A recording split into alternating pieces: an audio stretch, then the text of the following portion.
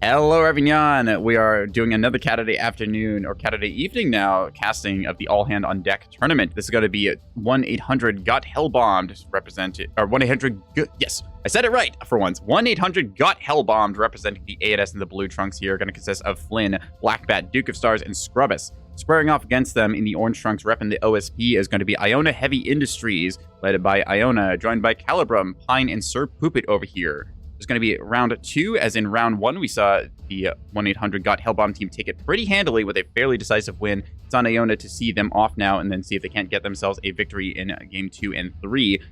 This is elimination, so remember, if you get a 2-0 sweep, you're going to be going home, and then we'll see which team will advance. Otherwise, we might be ended up getting a very interesting kind of neck-and-neck race here. So, just going to be what they want to bring to the battle space and whatnot. Seeing, oh no. Oh, it's returned. Yep, the milk fleet is back.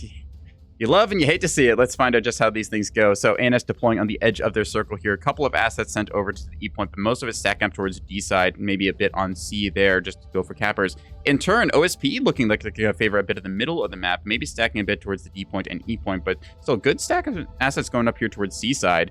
Let's find out just what kind of silly nonsense these players have in 30 seconds once the team 1, the 1-800 Got Hellbombed crew, are able to ready up. They said in the lobby before this that some of their players were throwing, and we're going to find out if that's true or if that's just a little bit of friendly banter. All right, 15 seconds to go on the clock here. 12, 11, 10. Last second adjustments now as they're figuring out just where exactly to put their assets. Maybe 5 seconds here as they're just finally locking in. 2, 1. That's going to be the force deploy, kicking them in. Flynn, notorious for not readying up there. All right, let's go through these fleets fast, because as we learned in the last game, that they are incredibly aggressive and want to tear into each other as soon as possible. So I have to do this at lightning speed. Let's take a look what we got here on the drop. Going to be a 450 frontside axer with comms jammer on the back mount there. Illuminator on the front here to punch through jamming. Defender and Stonewall combination here. This is coming in from Flynn. The Harsh Combo is the name of this one. Pretty good overall. Got that shoulder mounted chat box and a bullseye on the belly there. Got itself a triple Raider drive to do all of that dodging it possibly can. It's going to be accompanied over here by the Chum. Similar setup here, though this one is committed to doing full gun. Has a spyglass in the snoot there and just going for that full firepower build. Does have a bulk mag and reinforced mag, so it's not going to be as vulnerable even when doing that broadsiding. Anyways, that's going to be a pair of those. Scrubbus accompanying them somewhat lower here is going to be a, missile and beam device here. All right, this is the big milk. Has itself a whole bunch of missiles on top here. VLS-3 loaded with 2 types, the Wisdom Check and the Trog Test. Seeing if it has anything else here. It looks like it's got the beam. I think that that's going to be it. Just defenders on the side and a golf ball jammer there for comms jam. Backup antenna just in case of emergencies and a bullseye to go with.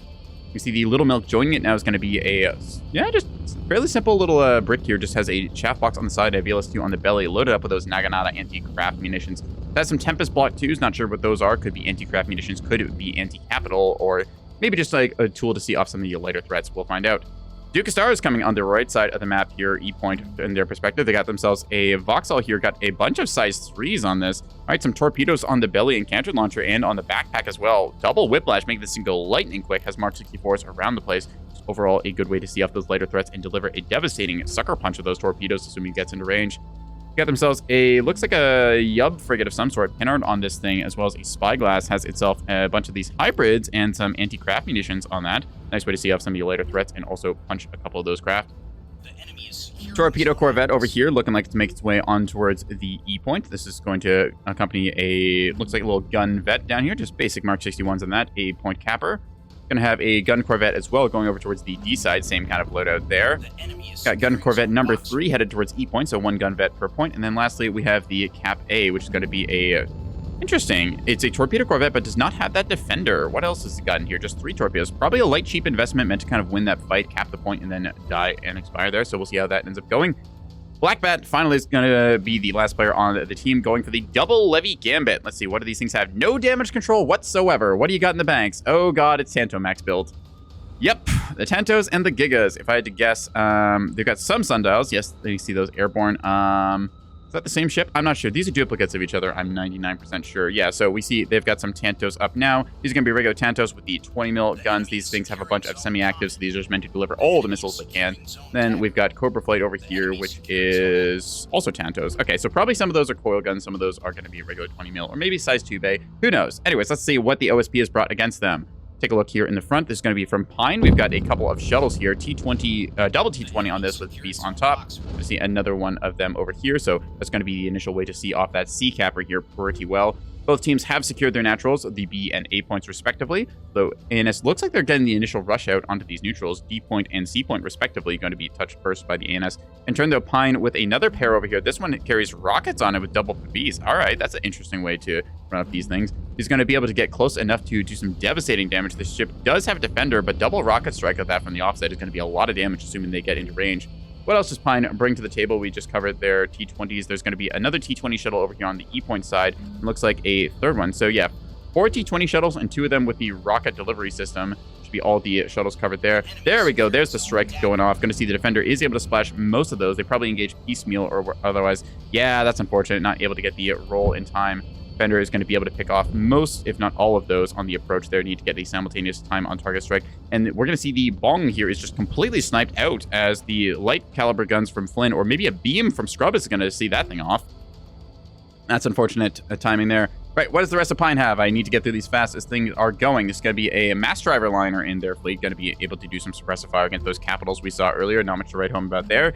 Bloodhound and Jammer Tug over here, able to kind of keep an eye on things, although it seems to have been forgotten about. See, they've got another one of these Bloodhound Jammers over here. They're going to spot things in the middle. Cheetah Flight going to be putting some size 1s downrange. They're going to find these ships that do not have chaff. That's going to be a clobbering anti-light strike. Yeah.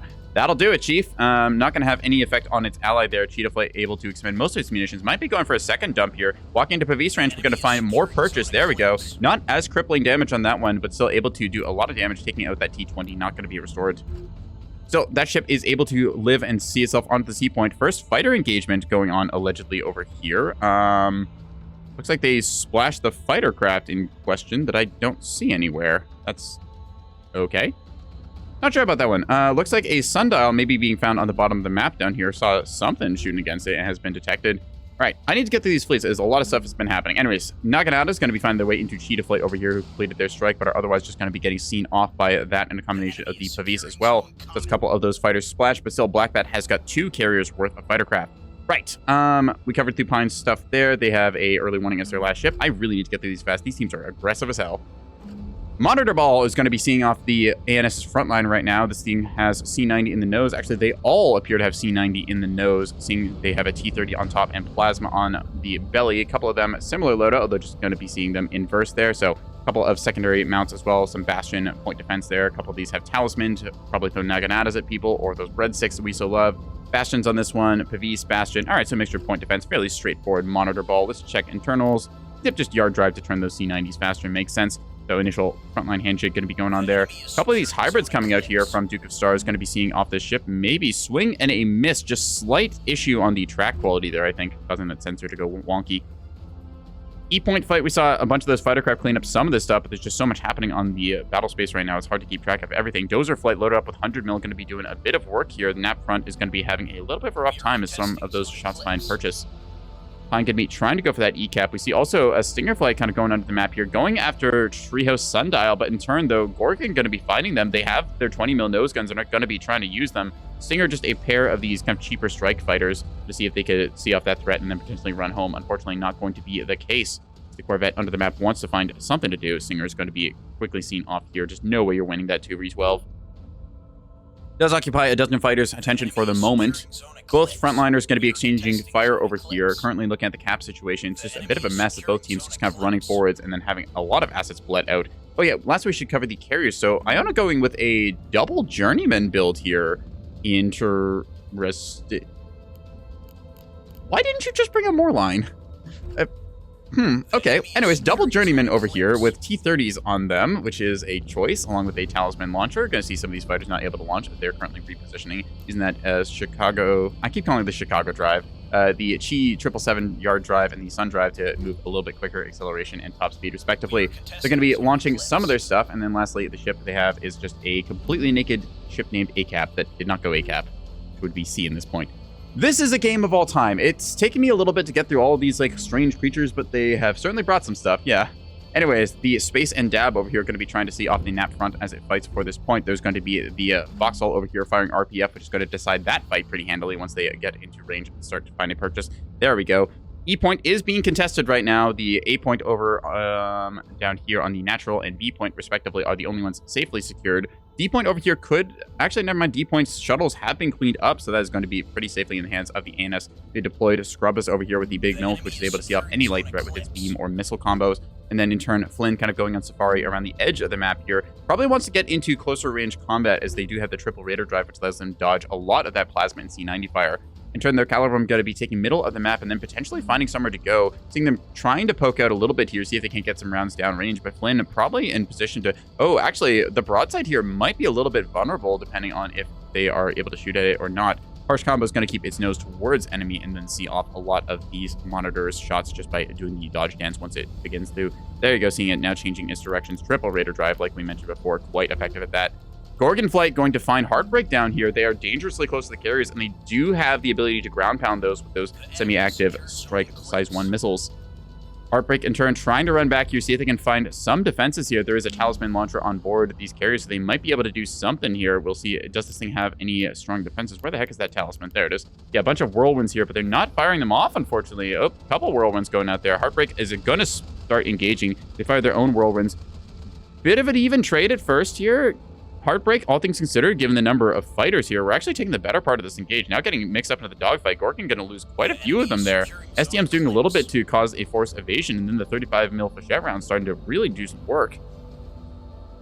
Is there a special tech for 2 Journeyman? Honestly, I have no idea why they ran this. I don't get it. I thought that the container liner was more efficient for a 3K carrier fleet like that. Anyways, some more of these Naganatas going to be finding their way into flanker flight over here, who are just getting completely destroyed as what anti-craft munitions can do if you do not intercept them. Yeah, Gorgon Flight over here, I think, is going to get cleaned up by the combination of Heartbreak Flight and the supporting assets nearby. That's going to be that there. Vauxhall still over here, potentially aggressible depending on what kind of bombers are airborne. These are just a bunch of 100mm gun pod bombers. I'm not sure on this tech from Iona. What do they have for munitions? They got some torpedoes and stuff there they can definitely load up with, but I'm seeing mainly gun bombers right now. Frontline not looking so great, as these Axers have been having a field day over here. They do lose like a little bit off the top there, just losing the antenna and the gun plotting. But in turn, they have baited Calibrum over here, forcing them to advance to get into plasma range, and they're just going to see it now what happens when you walk into range of these combination of missile and beam experts. See, now a bunch of those going off there, instantly going to be finding their way into these monitors. That is devastating. In the trenches, going to be taking crippling damage here. Is this the... I think this might actually be Tantalum. Not Tantalum. What's it called? The Monitor Squadron in the starter fleets. It's going to be one of them immediately toasted. In the trenches is going to be next. It is the starter. Okay, well, we can't remember the name of it, but figure out... Is it Garnet? I think it's Garnet. Garnet Squadron sounds right. Yeah, more of these missiles going to be finding their way just short, unfortunately, hitting into the Rock. Rock is once again best... Yeah, Rock is best point defense. I'm just going to flat out say it. Like, there's no challenge anymore. It's Rock. It's best. Anyways, Butcher Flight looks like they did some torpedo work and fired off all of these. They're going to find their way into Duke of Stars' Tsunami. And it is, well, there was a Vauxhall here. Able to restore that large locker, could get some of the ship back together, but that is a lot of damage. All the radar panels have gone down on that. Reactor Blue over on the east side. Duke of Stars is going to hold control of that with one of their ships, but we'll see just what ends up happening in the rest of this game. Iona going to be moving their singular A-capper onto the C point now. Buckshot Flight, airborne, but has 100mm gun pods, nothing to really hit right now. Going to see their frontliner, Calibrum, getting basically taken apart by a 2-player tag team here. Flynn from one angle, and then Scrubbus closing in with the combination of those size 3 hybrids and the beam. Just going to handily clean up all of these monitors that found themselves in either too long of a range bracket or too short.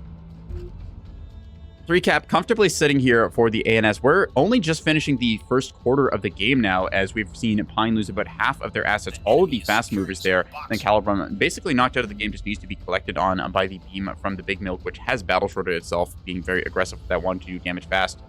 Flynn, in turn, going to be just putting some 450 downrange, seeing if they can break the last of these materials. Duke of Stars trying to find their way onto the map, looking to do something, is getting opened up on here by 100mm. Is that AP rounds? Or no, that's just HE, so I don't think HE has sufficient armor pen to find... maybe on a flat face, actually, on a Vauxhall. HE rounds, I believe, are 30 centimeters of pen, and a flat Vauxhall surface is 26, so might be able to get that kill.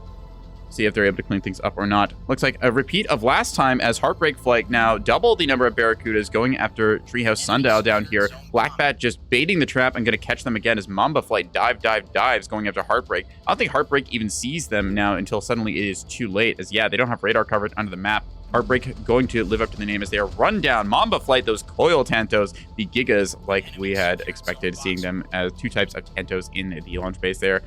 Handy sweep of fightercraft there, baiting them forwards and then sweeping them. Buckshot over here from Sir Poopit, going to be trying to do some work against Duke of Stars here. See if they're able to get anything done. Wait, hang on a second. I'm an idiot. I just completely missed on Poopit. Wow. Okay, yeah, Poopit with a Moorline over here, and then Iona had the Journeyman. How did I manage to miss that? Okay, well, I'm apparently a fool. Yeah, Poopit has a 3K Moorline here with a bunch of Sturgeons, Barracudas, some EO Pikes, and Skiffs. Yeah, that only took me like how much a game to get to? Anyways, a lot of things happen. These teams are both very aggressive and push up incredibly fast. I'm not the quickest myself at getting through all the various names of the teammate. All of the various names on the team and their respective assets. Anyways, ACAP are going to be finding a missile into the midsection there. Basic CIC immediately knocked out. There's going to be a dead capper there. A C point open for anything that wants to take it. Anna's looking comfortably on a 4 cap right now. Mamba Flight is below the map and hunting a dozen coil toes. It's going to be very effective against anything airborne right now. Looking at the OSP assets, I'm not really seeing anything they have in terms of air control that could probably fight this.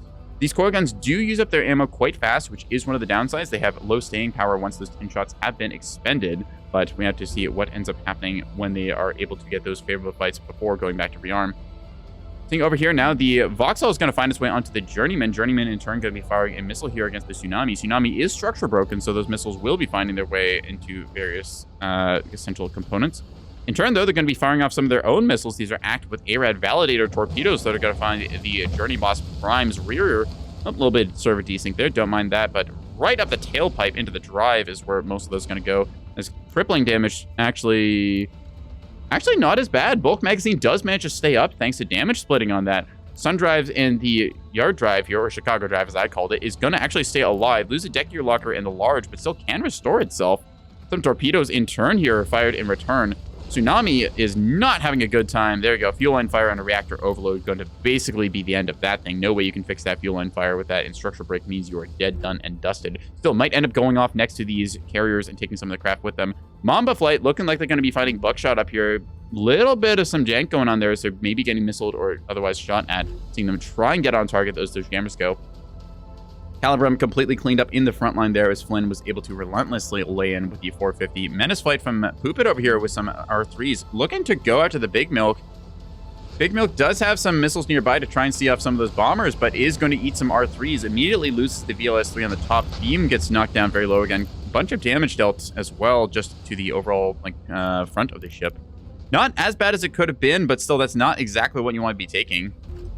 Is going to make much of a difference, though. Let's look over at the Furball, as now, yeah, Poopit desperately trying to pull all their fighter craft back. Mamba Flight here, now actually running into a bit of trouble. Like we mentioned before, the ammunition issue is kind of popping up. A couple of these coil toes might have some shots still left in the bank, but there's a fresh flight of fighters, and these things do not have any way of defending themselves right now. So that's going to see a lot of them now getting splashed. Overstaying their welcome, using up all their ammunition. They're now going to be jumped on as Voodoo, Rebel, Impulse, and anyone else really is going to top in. There you go. Goblin Flight and Lancer nearby. Lancer doing strike duty. But yeah, that's going to be a cleanup of those coil toes. They got very good value while they lasted, but unfortunately just going to overextend and find themselves splashed by the various patrolling plates around that bomb. What do you even call this thing? The container liner. Yes.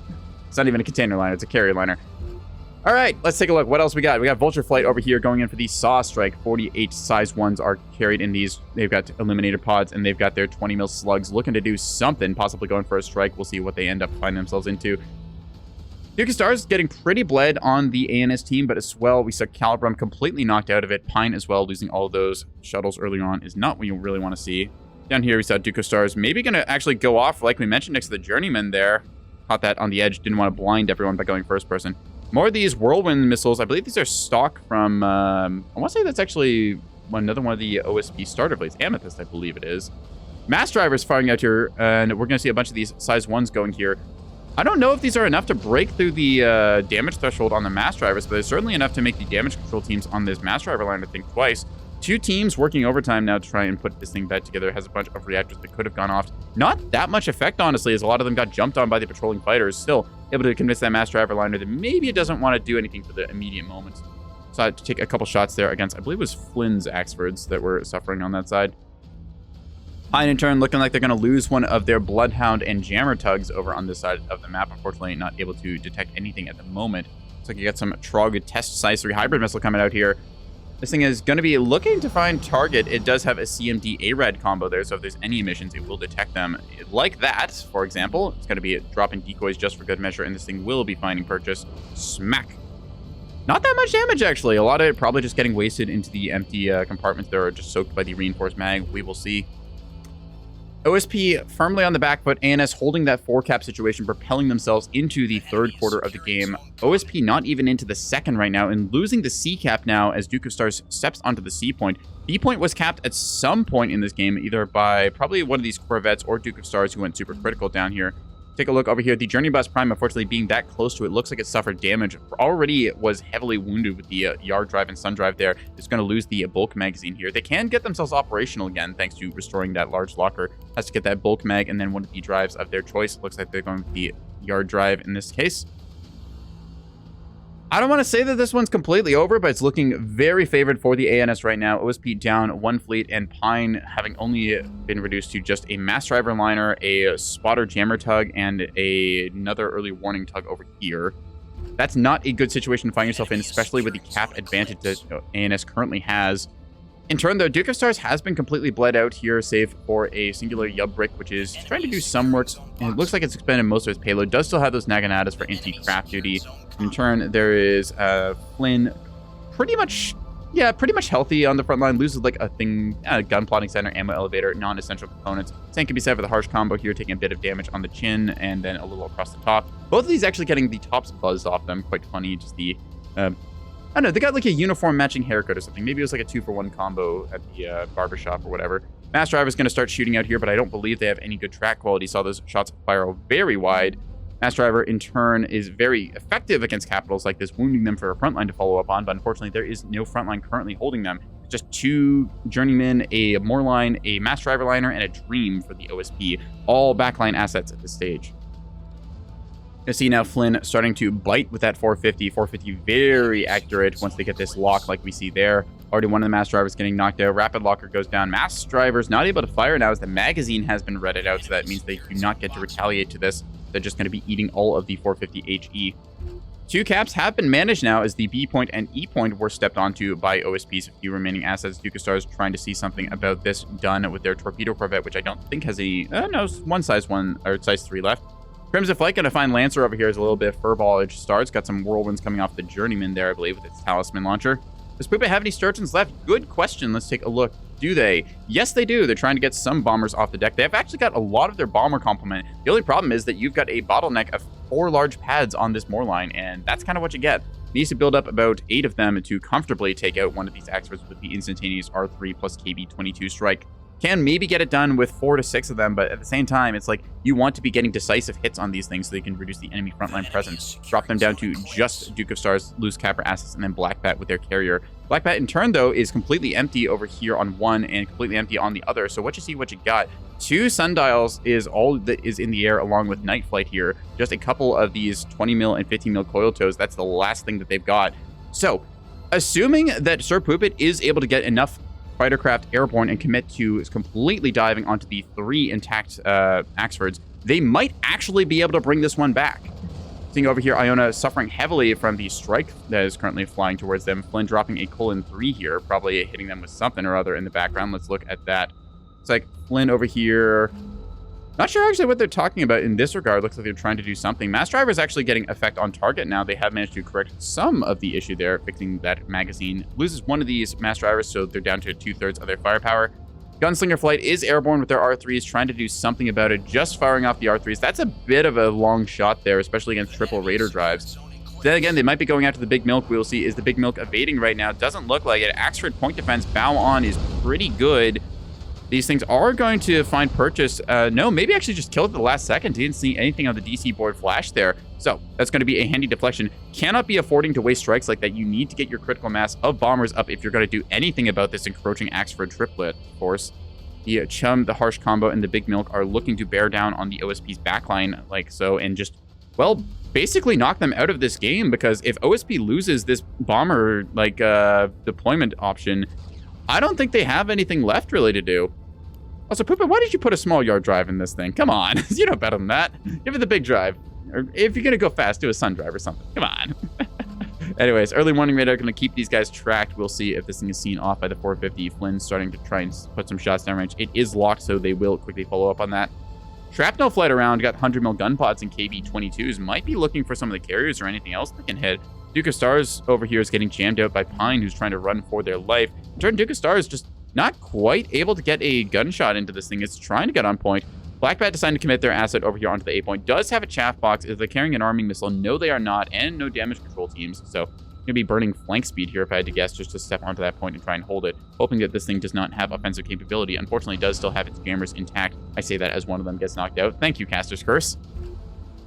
Shrapnel could be finding that thing, assuming they see it, which they do. It's a question of, does Iona commit them on target or not? So Poopit now getting encroached on, not quite actually, as those were going towards the mass driver liner in the backfield here. This is going to be very dangerous. Poopit needs to move, and they need to do it yesterday, as these Axfords are going to come around the rock and then rapidly undo this 3,000 point more line. Shrapnel Flight does actually find target now by the looks of it. We see that they are putting a couple of their KB-22s and their 100 mil gun pods to use. Unfortunately, walking a little too close to the sun. Just needed to go with the 100 mil gun pods and clean up target. Don't need to commit with those bombs, actually forcing them to stay straight and true on target into the 20 mil range, which is going to be bad. And in turn, they're going to attack instead there. Damn. They had an opportunity there, but unfortunately squandered it. Not able to see off that light capper. Could have potentially stepped on the A-cap and gotten that back. OSP is very far behind right now, 274 points versus the 818 for the ANS. ANS in turn encroaching now as the Big Milk is going to rise up here and going to start pointing its beam towards the prize of Rhea, if I had to guess. Here comes a whole bunch of missiles going out here. These are fired out. Nice little swinging arcs there. I believe those might have been hot launched, just given the anglings. Yep, they're going to find their way right into Sir Poopit's nose. Let's take a moment to watch the cinematic gutting. Smack, smack, smack. And then just all of the various craft here trying to do anything about that. Nope, that is going to be a dead more line. This is what happens when you get direct missile struck, followed up by 450. Not even a beam needed in this situation, as they're just able to deliver all of these strikes. Torpedoes out here coming in from Iona, trying to avenge something of their carrier brethren. Unfortunately, not going to... maybe actually a lot of corkscrew on those going to find their way into the top of the Big Milk, so doing a little bit of retaliation. Unfortunately, it's too little too late, as Sir Poopit has been taken out of the game. And unless Iona has a lot of tricks up their sleeve and a way of killing off 3 Axfords and then stepping onto the points, I think OSP is flat out of this one. Pine does step onto the point, like we mentioned, and with those jammers equipped, they are considered offensively capable, which makes them able to outcap the very empty carrier down here. Unfortunately, there is going to be that torpedo corvette that is still trying to make its way over here. I keep calling it a torpedo corvette, but it's actually got a size 3 hybrid. Whatever. It's a torpvet in our hearts. Anyways, going to see the Watsori here, the radar kind of, what do you even call this thing? Just like a missile detection brick? Either way, the frigate able to find its way onto the B point, going to be trying to do that cap exchange. Goblin Flight is around here, just trying to do something. So while they did clean up the skies of any ANS presence, unfortunately it came at the cost of everything else, as the OSP has just been bled out fast. Calibrum unfortunately getting undone in the frontline slot there. The sole frontliner for this team running a fairly greedy, like, double backline supportive build here, trying to basically replicate the effectiveness of a Moore line across 2 journeymen and not quite finding it by the looks of it. Pine over here trying to get that mass driver onto target. I think this thing might be going for it. Yep, jury-rigged reactor. Let's zoom out so this does not blind us, shall we? And watch all of those fighter craft die. See this thing go off in 3 and 2 and 1 and goodbye. Oh, actually all fighter craft able to clear it, but not the life pods. Oh, that's unfortunate. The crew of the prize of Rhea unfortunately getting completely atomized there. Couple Naganatas still left in the banks of the Watsori over here. This is just firing off whatever it can against whatever target decides to walk near it. It's going to be pretty handily a ANS victory now, as that's the last chance the OSP had there. Calibrum saying they threw a little bit of that. Unfortunately, just they tried to walk up and contest this space and were approached by Flynn from the outside flank here and then baited into a close quarters engagement, drawing them forwards here with the name of the game for the ANS. We saw this on the bottom of the map with the sundials baiting the enemy ships forwards and then allowing them to clean up all of their strike craft there. We saw that happen twice, and then the similar thing happening with the Axford pair and then the Beam Axford over here cleaning up the Garnet Squadron. Just to see the last caps go through here on the map. I'm a little curious about Iona's build of choice here, the double journeyman, and what the tech choice behind this is, because this was chosen for a reason. Not exactly sure if there's something that I am not familiar with, or if it's just like, hey, I want to do it my way. So we'll ask about that in the post game, where we will go after this match. Just waiting for ANS to finalize the caps here. Should be get 3 more ticks, I think. Still get up to, that'll be 90, and then they'll go 98, and then that'll be the game. So trying to do anything they can here, seeing out the threat. So yeah, going to be a handy 2-0 for 1-800 got hell bombed. ANS in the first game, unfortunately, overextending a little bit and getting punished for it. Similar story here, but as the OSP, unfortunately, Iona Heavy Industries will be eliminated from this tournament, and 1-800 got hellbombed will advance. All right, just wait for the last final tick here, and then we will go into the post-game summary stage. We just kind of look at the map, and then we have a little bit of discussion with the players about their various strategies, choices, situations, and whatnots.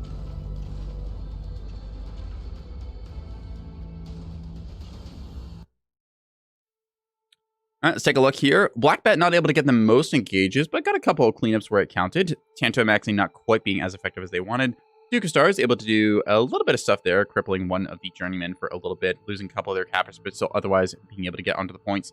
Flynn mostly untouched, able to punch out some of the Frontline there, and then the Big Milk clean, even 40,000 damage on that. That is, that's going in the screenshot folder.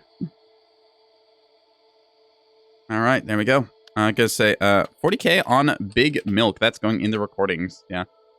Calibrim, unfortunately, getting a little bit baited forward there, engaging, unfortunately, into a 2v1 they didn't realize they were. Seeing Iona here with the double Journeyman build, these things. We're able to get a lot of work done with their surge and damage, but still not enough in the game to decide factors there. You know, remember, damage is not everything, as you have to make sure you're dealing enough damage to the right targets at the right times to knock them out, and not just trying to farm damage off of certain holes that can repair themselves. It's like the cap plate, for the most part, getting bled out. Mass Driver Liner never quite able to find itself. Overinvestment to support on the OSP side. Sir Poopit here, unable to get too much of their Sturgeons onto target. 5 Spearfish found purchase. 100 mil gun pods did a little bit, but unfortunately just, yeah, not quite able to get it. That's going to be a wrap here. So, let's see. Report to event stage for debrief. Just go with that. Okay. Need to do the login for this, and then we'll go into the post-game, as I just need to message Vostal and tell them what has happened. Let's see, where are you, Vostal?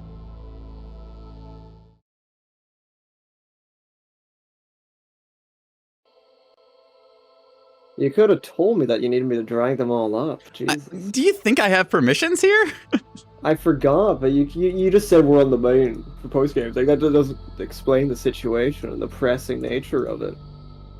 I mean, I just told you, literally, Honeycomb, 1-800 victory, 2-0 sweep, run main stage for post-game. That's all you told me, yeah. Well, what am I supposed to do then? Yeah, you're supposed to say, I don't have permission to drag them up, because all that tells me is that... Boo, event coordinator, he only makes us drink water. Anyways, Yeah, welcome to the stage, like, everyone you who was know. playing the last games. Mm-hmm.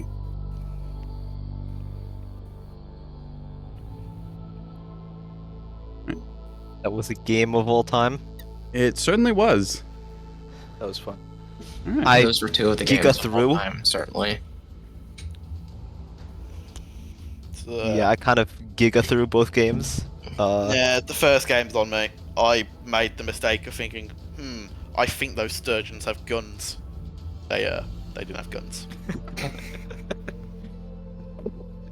Because I don't think you did this intentionally, but in the first game, I didn't realise exactly how many Sturgeons you already had out. So I mistook your single liner and some Sturgeons as a triple plasma liner, but plasma's 100mm, so I didn't have great radar. I see. So I thought, oh, I should back off and, start shelling it from range. But by the time I realised that it wasn't a triple liner, I was already way out of position. Yeah, I think the main thing in the first game was the ANS frontline got really, way too aggressive without sensors on B side there and just ran into their death with its 450 lens. That was kind of my skill issue. It's very easy to, without having proper scouting, Yeah. to see what's the potential threat, to just overextend and then suddenly realize you're in the wrong spot, and then the mistake you made 2 to 3 minutes ago kills you. And also Yeah, the mistake, the reason I pushed B was so I knew those liners were below B, but then I saw the S2H hit, and I thought that was for some You just reason, did and this kill is one really liner, dumb for sure. because S2H doesn't. Well, like I The pushed S2H because I thought the S2H had really killed low the- warhead size. Yeah, looking at it post game, I realized that that wasn't very. I Yeah, thought it was what's going to be more impactful than it was, and so I thought those were like crippled or degraded. I think those were yours. So I was like, right? oh sure, I'll. The S2H. How much damage do those have?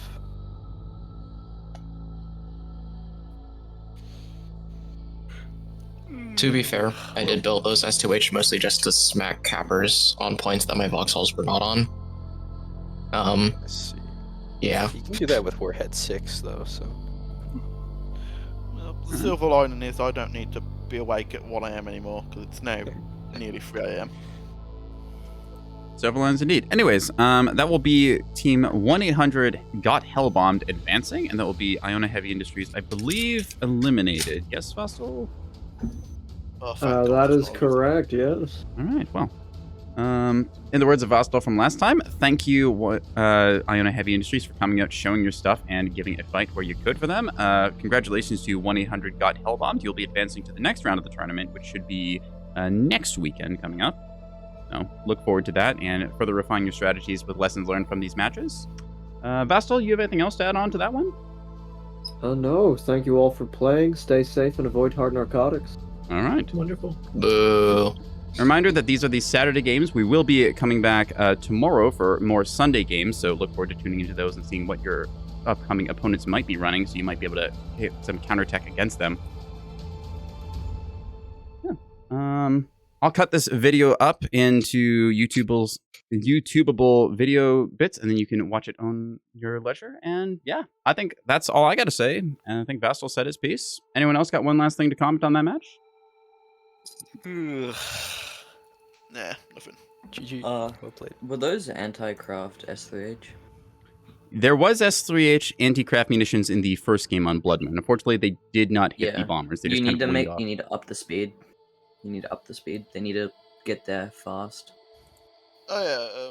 Is that White a Helm- grumble spec? We have White Helm S3H played anti-craft. well. Because One of my shuttles was able to dodge one of your missiles by literally doing nothing. I think that's a it- seeker issue there of just like having No, a that little that was inaccuracy. track quality. Yeah. You just Yeah. like lower the range to 7k and up the cruise speed because you don't really want to fight. You can't get good enough track quality. And then I was going also to bed. My cat wants me, so I'm gonna go to bed now. Bye.